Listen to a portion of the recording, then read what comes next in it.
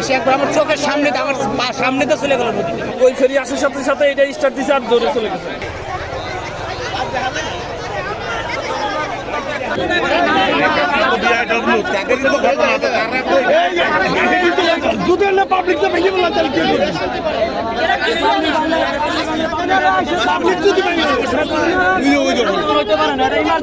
দাঁড়ানো ছিল, ফেরি একটা জায়গা নাই, দাঁড়াই আছে, আসবে সাইড করা। আমি কেবল মেয়েটা নিয়ে নিচে নামছি, আমার ওয়াইফ, আমার 13 বছরের মেয়ে, বড় মেয়ে, কলিজার টুকরা আমার ভাই, দুজন বসা, ও ডিস্টার্ব করতেছে, গরম, নিচে ওইখানটায় দাঁড়াইছি।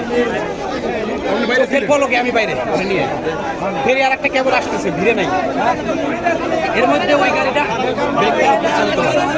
এসে একবার আমার চোখের সামনে আমার সামনে তো চলে গেল নদীতে। ব্রেক ধরতে পারে নাই, ফেরি তো আর এটা সেই ভেড়েই নাই ভাই, ও সোজাসুজি ঢোকা দিছে। আপনার নাম কি? আপনার নাম কি? আমার নাম রেজাউল করিম ভাই। বাসা কোন জায়গা আপনার? আমার বাসা বরাট, রাজবাড়ি থানা, রাজবাড়ি। এই বাসের নাম কি ছিল? সৌহার্দ্য। সৌহার্দ্য। ঢাকা যাচ্ছিলেন আপনারা না? ঢাকা যাচ্ছিলেন। আপনার বাসে কে কে? আমার ওয়াইফ, আমার বড় মেয়ে।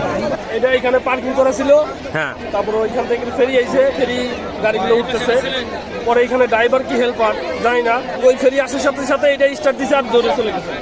একবারে সরাসরি নদীতে পড়ে গেছে। আপনার কে আছে বাসের মধ্যে? ছেলে কত বছর বয়স?